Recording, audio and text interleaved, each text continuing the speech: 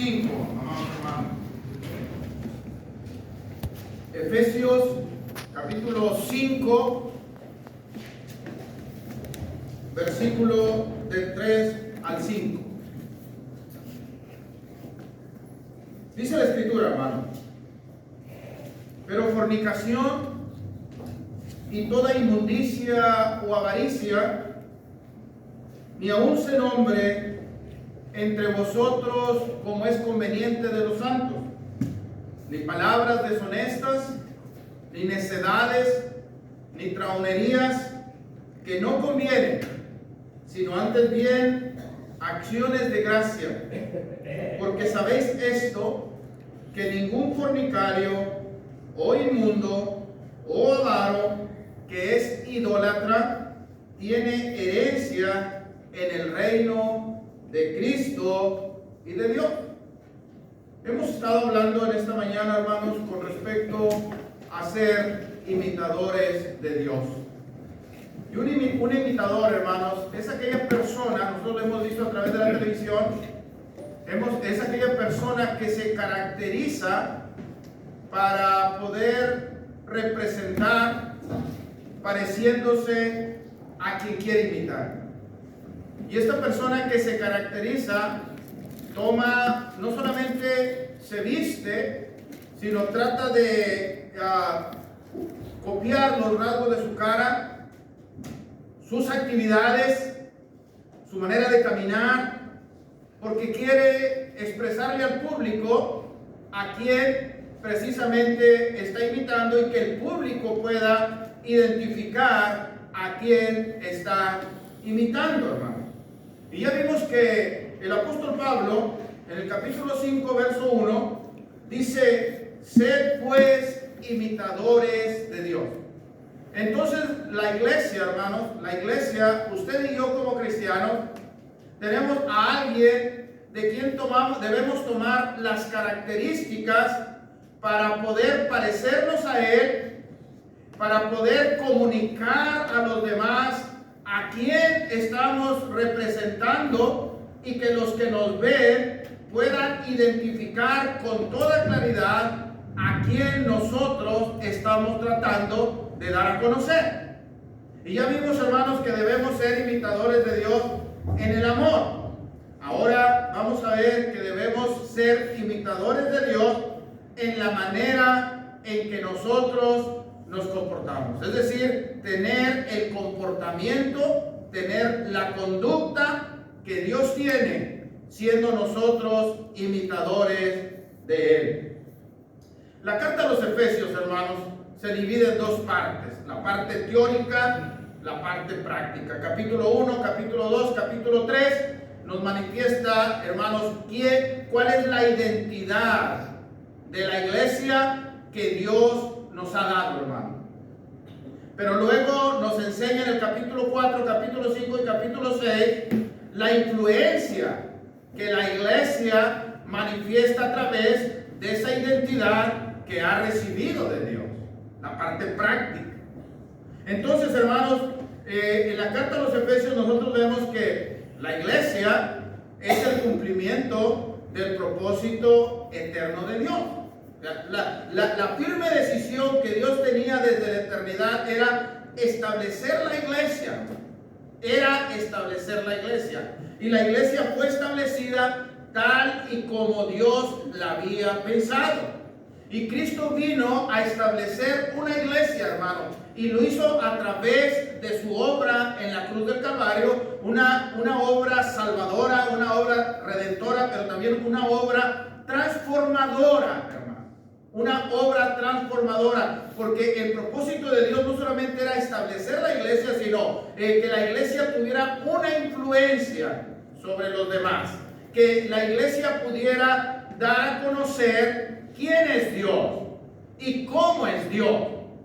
Por eso ahí en el capítulo 1, en el versículo 6 y versículo 12, encontramos cuál era el propósito eterno de Dios para la iglesia. No solamente establecerla, no solamente edificarla, sino qué es lo que Dios quería, que la función de la iglesia. En el verso 6 del capítulo 1 dice: para alabanza de la gloria de su gracia, con la cual nos hizo aceptos en el amado.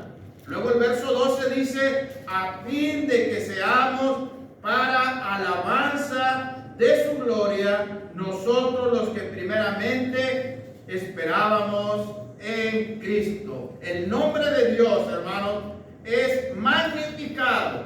El nombre de Dios es glorificado por la conducta y el comportamiento que la identidad que Dios le dio a la iglesia y que la iglesia manifiesta. Dios, de esa manera, el pueblo de Dios glorifica y magnifica el nombre de Dios. Por eso el apóstol Pedro dice, hermano, y notemos lo que dice en el capítulo 2 y en el verso 9. Pedro primero, antes que nada, nos dice que quede claro quiénes somos. Y dice, mas vosotros sois. Esa es su identidad. Eso es lo que hemos recibido de Dios. Mas vosotros sois linaje escogido, real sacerdocio, nación santa, pueblo comprado por Dios. Y luego la influencia es para que anunciéis las virtudes de aquel que nos llamó de las tinieblas a su luz admirable. Entonces, amados hermanos, el apóstol Pablo, cuando escribe a la iglesia en Éfeso, el propósito de él, en el capítulo 5, por supuesto, es que la iglesia no pierda de vista su identidad y la influencia que debe tener de manera visible ante aquellos en los cuales desarrolla su identidad. Por eso en el capítulo 5, verso 1 dice, sed pues, y como el hermano Francisco decía bien, este sed pues conecta, hermano, todo lo que ha venido diciendo desde el versículo del capítulo 4, versículo 17. Lo conecta, sed pues imitadores de Dios. ¿Cómo, hermano? El apóstol Pablo dice, esto pues digo y requiero en el Señor en el capítulo 4, en el verso 17. ¿Cómo podemos ser imitadores de Dios? Dice, esto pues digo y requiero en el Señor. ¿Qué es lo que Pablo estaba enseñando a la iglesia y que a través de esa enseñanza él ahora los iba a hacer responsables de su respuesta a esa enseñanza? En el verso 17, esto pues digo y requiero en el Señor que ya no andéis como los otros gentiles que andan en la vanidad de su mente, porque tienen el entendimiento entenebrecido y porque están ajenos de la vida de Dios. Ya no deben andar así. Su comportamiento ya no debe ser como el que ustedes mismos tenían antes, sino ahora en el capítulo 5, y yo quiero extenderme un poquito, en el capítulo 5 dice en el verso 8, porque en otro tiempo, o sea, ¿cuál es la razón de ya no andar como los otros gentiles? Porque ha cambiado nuestra identidad, hermanos. No perdamos eso. Ya no tenemos una identidad de malvados, de pecadores, de perversos. Esas características ya no son las que nos identifican, sino que ahora tenemos otras características que son las que el Padre nos ha dado para que ahora lo representemos bien a Él a través de nuestro comportamiento. Por eso dice en el verso 8, porque en otro tiempo erais tinieblas, mas ahora sois luz en el Señor, andad como hijos de luz, hermanos. La palabra hijo, de hecho en Efesios, hermanos, se usa 3 veces la palabra hijo. Y la palabra hijo, hermanos, era empleada en el Nuevo Testamento y en el Antiguo Testamento muchas veces para enfatizar alguna cualidad de carácter. ¿Ok? O sea, ¿cómo es tu carácter? Cuando a alguien se le decía, tú eres hijo de, tú te identificas en tu carácter con la persona con la que te estamos diciendo que eres hijo de él, por tus características. Y el apóstol Pablo ahí dice que en otro tiempo, en el capítulo 2, ¿cómo éramos, hermanos? En el capítulo 2, verso 2, éramos hijos de desobediencia. nos identificábamos como desobedientes. No éramos personas que nos sujetábamos a Dios cuando estábamos en otro tiempo, cuando éramos tinieblas. Éramos hijos de desobediencia. En el capítulo 2, verso 3 dice que no solamente éramos hijos de desobediencia, sino que éramos hijos de ira. ¿Sí? La ira de Dios estaba sobre nosotros por nuestra desobediencia y nosotros no podíamos identificarnos como hijos de paz, como hijos, hermanos, que tenemos la vida eterna, como aquellos que hemos sido justificados y que ninguna condenación hay para los que están en Cristo. Ahora nos identificamos en otro tiempo como hijos de ira, pero en el capítulo 5, verso 8 dice Pablo, pero ahora andad como hijos de luz. Andad como hijos de luz. Y hermanos, ser hijos de luz es tener la vida de Dios y disfrutar la vida de Dios cuando hemos sido redimidos, cuando hemos sido perdonados, hermanos. La luz representa la verdad y el conocimiento de Dios. Debemos andar como personas redimidas, como personas que han sido perdonadas, como personas, hermanos, que ahora viven bajo el conocimiento y la verdad de Dios. Esa es la manera en que ahora debemos conducirnos, hermanos. Ahora que somos la obra maestra de Dios, hermanos. Ahora somos la obra maestra de Dios.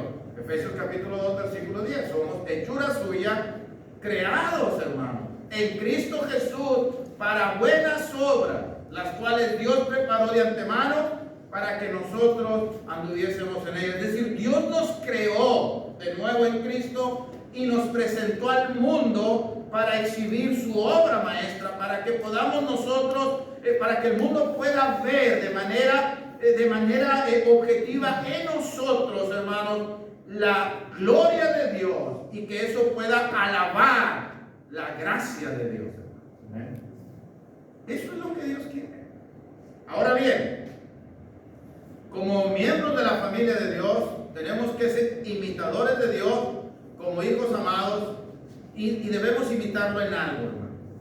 Y yo creo que la característica que es la esencia de Dios. Y debemos imitarlo en su santidad. Tenemos que aprender a imitar a Dios en su santidad. Y el capítulo 1, vamos, hermano. El hermano Paco ya me ayudó, ya puso en la mente de ustedes, pero recuerden que debemos andar como hijos de luz, imitando a Dios en su santidad. ¿Qué les parece si vamos a la primera carta de Juan? La primera carta de Juan en el capítulo 1 y en el versículo 5.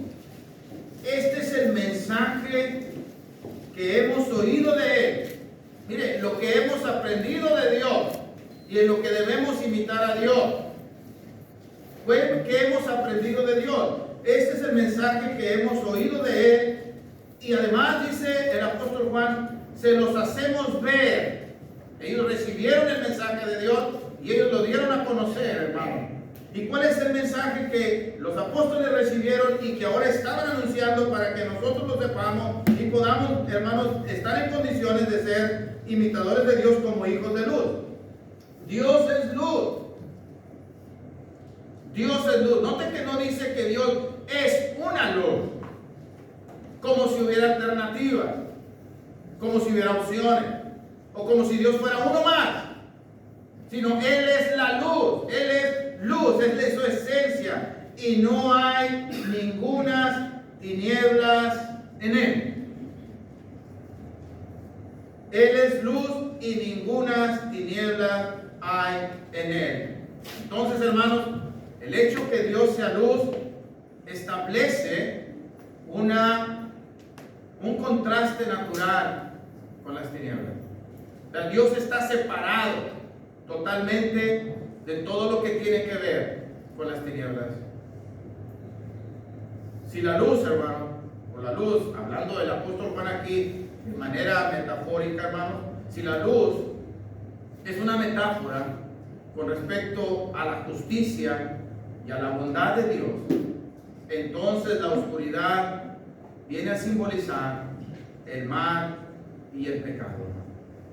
Por lo tanto, si Dios es luz y nosotros somos hijos de luz, necesitamos andar en justicia y bondad y estar separados, hermanos, de todo mal y todo pecado.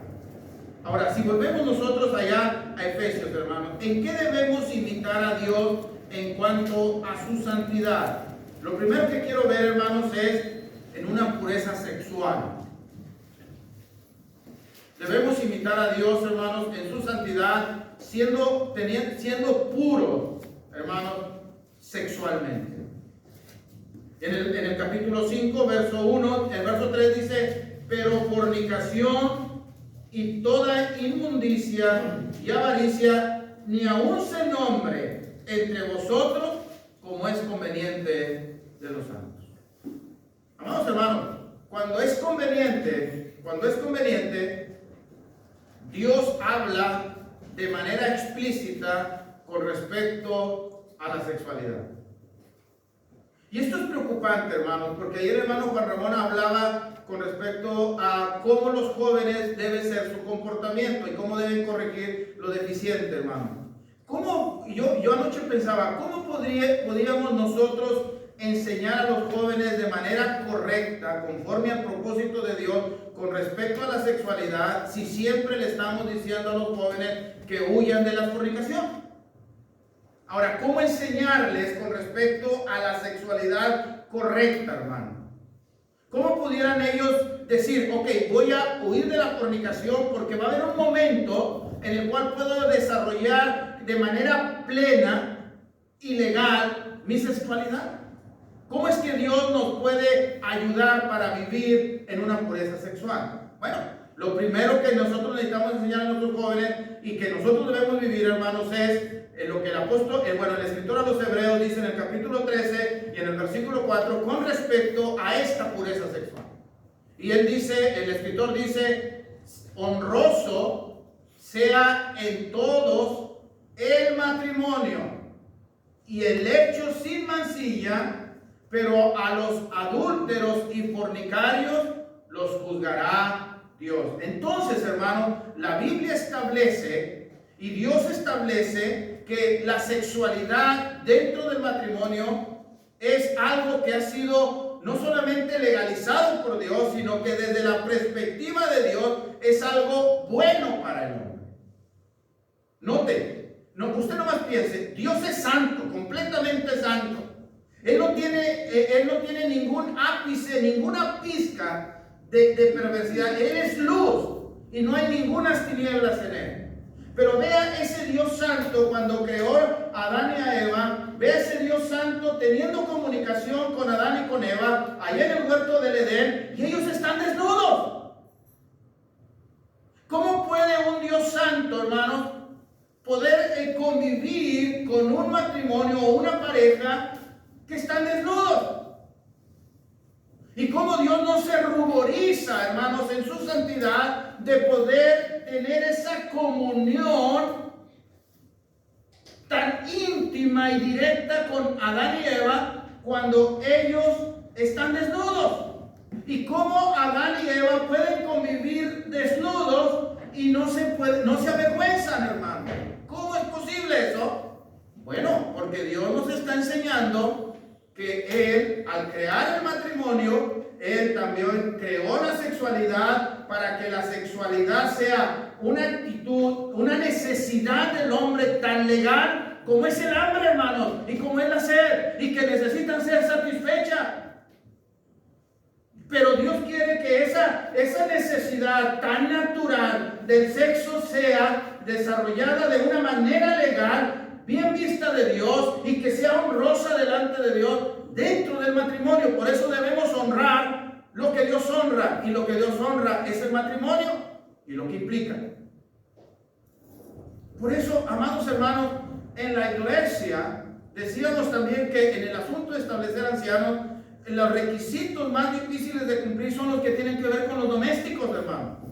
Por eso necesitamos en la iglesia ser matrimonios que nos conduzcamos con una pureza sexual, imitando a Dios en su santidad. Que erradiquemos, hermanos, hay cosas que no debieran de darse. El divorcio, hermanos, es una obra de la carne y no debe ni mencionarse, y no solamente comunicar, sino que no debiéramos nosotros dejar que brotara, hermanos, una raíz donde empezara a desarrollarse una cultura de divorcio dentro de la iglesia. Necesitamos ayudar, necesitamos tener consejería. Necesitamos acercarnos a hermanos espirituales que nos ayuden en nuestro matrimonio para que en ese aspecto de la sexualidad podamos desarrollar plena y totalmente esa actividad y satisfacer esa necesidad dentro de nuestro matrimonio, de tal manera, hermanos, que no andemos buscando en otra parte lo que podemos tener legalmente delante de Dios en nuestro matrimonio. Mire, hermano, el libro de los Proverbios no son mandamientos, hermano. Los proverbios no son mandamientos, ni tampoco son leyes que se van a cumplir. Los proverbios son principios que nos van a ayudar a nosotros si los tomamos, pero si no, pues no. Por eso, si usted ve allá en el libro de los Proverbios, en el capítulo 4, hermano, perdón, en el capítulo, ahorita se los digo, hermano. Proverbios, capítulo,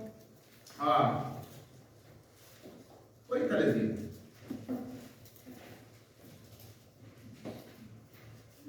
En el capítulo 5, hermano, versículo 15.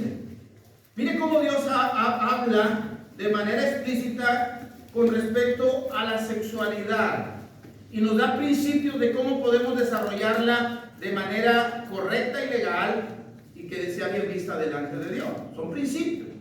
Lo primero que nos dice en el verso 15 del capítulo 5: bebe el agua de tu misma cisterna y bebe el agua y los raudales de tu propio pozo. Verso 10: se derramarán tus fuentes por las calles y tus corrientes de agua por las plazas. ¿Por qué tiene que hablar este proverbio? ¿Por qué nos habla de beber el agua de nuestra propia cisterna y no dejar que los raudales, el manantial de nuestros pozos se derramen en las calles, hermano? ¿Por qué está hablando de esto? Porque el agua es un elemento preciado y precioso. Y es una lástima que se desperdicie. Es una lástima que el agua es un elemento necesario para la vida. El agua es vida, como luego se dice. El agua es... Acabamos de pasar una sequía, ¿se acuerdan, hermanos, hace poco? ¿Y cómo nos hacía falta el agua? Los baños se llenan de suciedad, no nos podemos bañar, no lavamos la ropa, se nos está dificultando para comer. Se paran las industrias, hermanos, el comercio. La economía se colapsa por solamente la falta de agua. Por lo tanto, no hay que desperdiciarla. ¿Por qué? Porque trae consecuencias graves el desperdicio del agua. Bueno, eso es lo que está diciendo el proverbista. Ahora, ¿qué está diciendo? Verso 17. Que sean para ti solo y no para los extraños contigo. O sea, no desperdicies tu manantial. No desperdicies el fruto de tu pozo. ¿Sí? ¿Por qué lo tienen que disfrutar otro? ¿Por qué lo tienes que compartir? Dice el verso 18: sea bendito tu manantial y alégrate con la mujer de tu juventud. Entonces, ¿a qué se está refiriendo, hermanos? Cuando habla de bebe el agua de tu propia cisterna, no dejes que se desperdicien los raudales de tu pozo, que sean para ti solo y que no los compartas con extraños ni extraños lo estén disfrutando. Pues se refiere, hermanos, a la sexualidad realizada dentro del matrimonio. Dice: sea bendito tu manantial y alégrate con la mujer de tu juventud y como sierva amada y graciosa Gacela. Note usted: sus caricias te satisfagan en todo tiempo y en tu amor recréate siempre. ¿Qué es lo que está diciendo, hermano? que como el agua es necesaria y valiosa y no se puede desperdiciar, hermano, la sexualidad dentro del matrimonio es una necesidad y además es una actividad que debemos cuidar de que no se desperdicie y que además debemos recrearnos, debemos disfrutar. Ahora bien, ¿cuál es la consecuencia, hermano, de no tener una sexualidad pura? Porque ¿cuál es la consecuencia de no andar en una pureza sexual? Mire, capítulo 7. Capítulo 7 de ahí en Proverbios, versos 22 y 23. Para aquellos que somos de ojo alegre, hermano, para aquellos que nos estamos sintiendo que somos unos conquistadores y que nos hace muy hombres y muy importantes tener una conquista lejos de nuestro matrimonio o fuera de nuestro matrimonio, y que presumimos, hermano, que pudiéramos estar presumiendo, no sabemos ni lo que estamos haciendo, hermano, y ni cuál es nuestra condición. Capítulo 7, verso 22. Al punto se marchó tras ella. Si vemos desde el versículo 1, vamos a dar cuenta que hay una mujer que va a conquistar, sale a la conquista de un muchacho, y el muchacho es convencido y se va tras ella y piensa que ha conquistado y que es un victorioso y es un triunfador. Al punto se marchó tras ella, como va el buey al degolladero y como el necio a las prisiones para ser castigado, y como el ave que se apresura a la red y no sabe que es contra su vida hasta que las saetas traspasan su corazón. Miren, hermano, esta es la condición de un adúltero o de una adúltera. Es como el buey que llevan al matadero. Es como el ave que se apresura a caer en la red. Es como el necio que va a la cárcel para ser castigado, que no sabrá que es contra su vida. Y se va a dar cuenta, hermanos, hasta que sufra las consecuencias de su perversión. Y mire, hermanos, hasta dónde llega. Ve el capítulo 6, en el versículo 31. Pero si es sorprendido, o sea, en el adulterio, pero si es sorprendido, pagará 7 veces. Y esto me llama mucho la atención, hermano. Y entregará todo el haber de su casa. Y en los libros de contabilidad hay haberes y deberes, hermano. O sea, la contabilidad es simple en eso. Hay haberes y deberes. ¿Sí? Los haberes son las ganancias y los deberes es lo que tengo que pagar. Cuando nosotros cometemos adulterio, hermano, toda nuestra ganancia del matrimonio la vamos a desperdiciar. Es pérdida, hermano, cuando hay adulterio. Por eso, todo esto, hermanos, de la impureza sexual, ni aún se nombre como conviene a santos, porque somos imitadores de Dios en su santidad, llevando una pureza sexual. Pero también, hermanos, debemos ser imitadores de Dios en su santidad, no solamente desarrollando una pureza sexual, sino también conversaciones santas y edificantes. A veces, hermanos, somos tan incapaces de poder sostener conversaciones inteligentes. Y si usted se fija, hermanos, hemos trasladado nuestra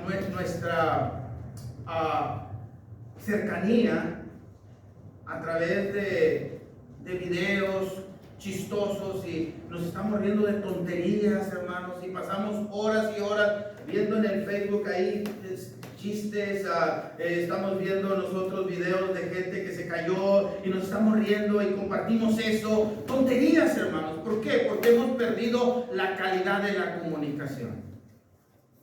Y como cristianos necesitamos, hermanos, aprender a tener conversaciones inteligentes, conversaciones santas y conversaciones edificantes que glorifiquen el nombre de Dios, hermano. Que le den honra y gloria a Dios. Volvamos a Efesios, hermano. En el capítulo 5, verso 4 dice: ni palabras deshonestas, ni necedades, ni traunerías que no convienen, sino antes bien acciones de gracia. Antes bien acciones de gracia. Es decir, nuestras palabras, hermanos, deben dar gracia. Nuestras palabras deben ser sazonadas con sal para dar gracia, para transmitir gracia a los que nos oyen y para que Dios sea glorificado en nuestras conversaciones. Y hermano, acciones de gracia, es decir, agradecerle a Dios. Es importante el agradecimiento.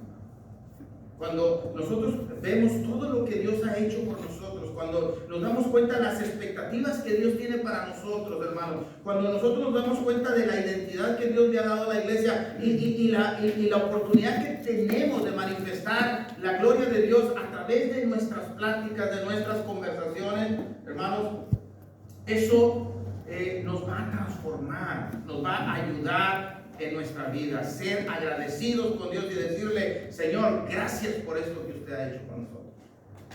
Porque cuando leemos la carta a los romanos, hermanos, nos vamos a dar cuenta el desenlace fatal que hay en la sociedad cuando la sociedad no aprende a ser agradecida con Dios. Nomás por no darle gracias a Dios, nomás por no darle el reconocimiento a Dios de lo que la persona es y de lo que la persona tiene. Miren, Romanos capítulo 1, verso 10, creo que es el 27, pero ahorita lo vemos. Romanos capítulo 1, verso 21. Y el contexto es eso, hermanos. O sea, Dios se revela, Dios se da a conocer para que el hombre lo conozca y para que el hombre pueda atribuirle a Dios todo lo que es y todo lo que tiene y que le diga al Señor: gracias por esto, Señor. Sin embargo, en el verso 21 dice: pues habiendo conocido a Dios, no le glorificaron como a Dios, ni le dieron gracias, sino que se envanecieron en su razonamiento y su necio corazón fue entenebrecido. Todo lo que podemos sacar de este versículo por el simple hecho, hermanos, de no ser agradecidos con Dios. Lo primero que podemos ver, hermanos, es cuando no somos agradecidos con Dios, no estamos en condiciones de glorificar a Dios. Nos limitan. ¿Cómo le vamos a dar gloria a Dios a alguien que no reconocemos que lo que tenemos y somos es gracias a Él, hermano? ¿Cómo podemos glorificar? La otra, hermanos, es que empezamos a envanecernos en nuestro razonamiento. Es decir, esto no es de Dios, esto es por nosotros. Nosotros lo hemos hecho y empezamos a tener un razonamiento sin provecho. Y luego se desencadena todo eso. Por eso es importante que nuestras conversaciones sean de acciones de gracias a Dios y que también glorifiquen el nombre de Dios. Y esto lo vamos a hacer, hermanos. Nuestras conversaciones van a mejorar cuando mejore nuestra percepción y nuestro conocimiento de la palabra de Dios. No podemos conversar de Dios si no sabemos de Dios. Volvamos a Efesios capítulo 5. Efesios capítulo 5, hermano. Es importante que conozcamos la palabra de Dios para que podamos conocer a Dios a través de su palabra. Note lo que dice el capítulo 5 y en el versículo 17. Por tanto, no seáis insensatos, sino entendidos de cuál sea la voluntad del Señor. Verso 19. Hablando entre vosotros con salmos, con himnos y cánticos espirituales, cantando y alabando al Señor en vuestros corazones y dando siempre gracias por todo al Dios y Padre en el nombre de nuestro Señor Jesucristo. No seáis insensatos, sino entendidos de cuál sea la buena voluntad de Dios. Y eso nos va a capacitar, hermanos, para poder estar en condiciones de glorificar a Dios y de edificarnos unos a otros y de ser agradecidos a Dios por la oportunidad que nos da de tener esa influencia a través de nuestra identidad que nos ha dado en Cristo Jesús. Entonces, debemos ser imitadores de Dios, hermanos, en su santidad, teniendo una pureza sexual, pero también, hermanos, teniendo conversaciones santas y edificantes. Y por último, hermano, debemos imitar a Dios en su carácter, en el trato con los demás. ¿Cómo nos trata Dios? ¿Y cómo debemos nosotros tratar a los demás o a nuestros semejantes en la medida en que aprendemos del trato que Dios nos da? Otro pasaje que el hermano, ayer yo le robé el estudio a Pácora, él se involucró conmigo, o sea, bueno, que Dios lo perdone. Mateo capítulo 5, hermano. Ya vamos a ir terminando, aguante tantito. Dicen, hermano, para romper a lo que lo buscan, dicen que había un predicador, un doctor y un abogado que les gustaba la cacería. Y un día se pusieron de acuerdo y se fueron los tres a cazar y se parapetaron ahí, y le dio un venado y los tres estaban muy cerquita y cuando dio el venado los tres le dispararon al mismo tiempo. Y entonces salieron los tres, es mío, y es mío, y es mío. No. Y entonces el abogado dice, es mío. No, no es tuyo. Bueno, voy a abrir un juicio para demostrar que es mío. Y el predicador decía, es mío, porque es justo que es mío porque yo le pegué. Y el doctor no decía nada. El doctor dice, ¿me permiten inspeccionar?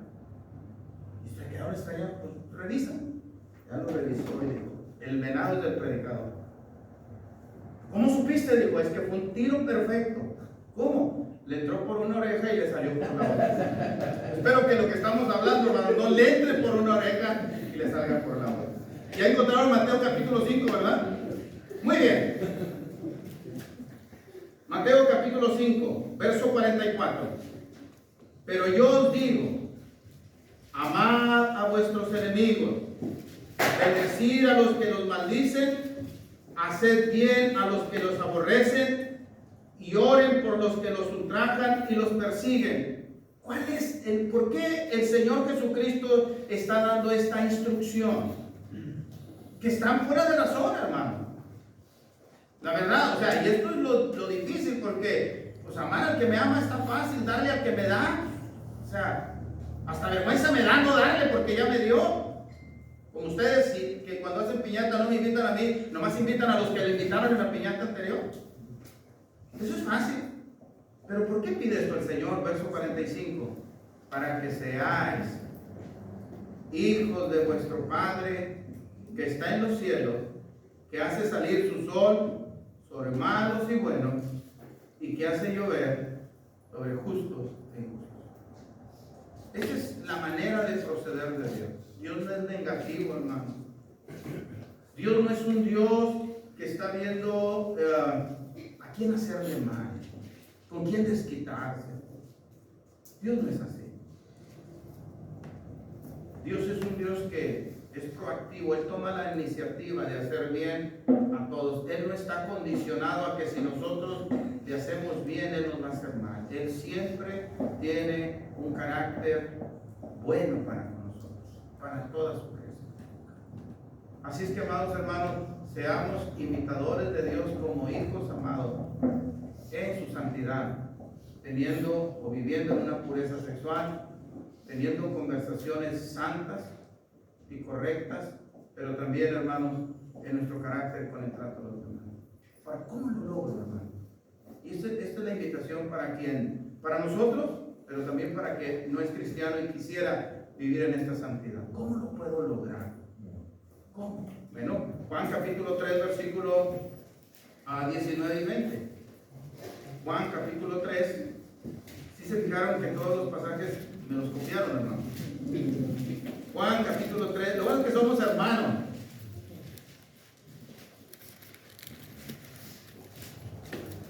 Verso 19. Y esta es la condenación. Ya Dios nos amó, dio a su Hijo Jesucristo. Dios no envió a su Hijo a condenar al mundo, pues el mundo ya estaba condenado. Dios envió a su Hijo a salvar al mundo. ¿Por qué la gente se va a condenar? ¿Y cómo es que la gente se va a salvar? Bueno, lo primero que dice en el verso 19, y esta es la condenación. ¿Sí? 2 puntos y seguido. ¿Sí? Cuando es 2 puntos y seguido es que se va a dar el concepto. ¿En qué consiste la condenación? En que la luz vino al mundo y los hombres amaron más las tinieblas que la luz porque sus obras eran malas. Porque todo aquel que hace lo malo aborrece la luz y no viene a la luz para que sus obras no sean reprendidas. Entonces, si alguien se va a ir al infierno, se va a condenar, hermanos, no es porque Dios lo haya querido así, sino porque Él tomó la decisión de permanecer en las tinieblas porque le convenían las tinieblas porque sus obras eran malas. Pero también la salvación consiste en esto, hermano. Mas el que practica la verdad, ¿qué hace el que quiere practicar la verdad? No lo traen, no lo obligan, él viene a la luz. Él viene a la luz porque quiere practicar la verdad. Y si practica la verdad y viene a la luz, ¿qué es lo que quiere demostrar? ¿Qué es lo que quiere conseguir? ¿Qué es lo que quiere evidenciar, hermano? Para que se manifieste que sus obras son hechas en Dios. ¿Usted quiere que su vida se manifieste que es una nueva creación de Dios? Muévase de las tinieblas a la luz. Venga a Cristo. Arrepiéntase, bautícese y lave sus pecados invocando su nombre. Y usted será una nueva criatura en Cristo. Usted será la obra maestra que manifestará que sus obras son hechas no por usted, sino por la gloria de Dios. Y empiece a caminar y a imitar a Dios en sus sentidos. Si hay alguien que quiere hacerlo, que hay agua y si no, la buscamos, pero usted puede tener una vida nueva hoy. Dios le bendiga.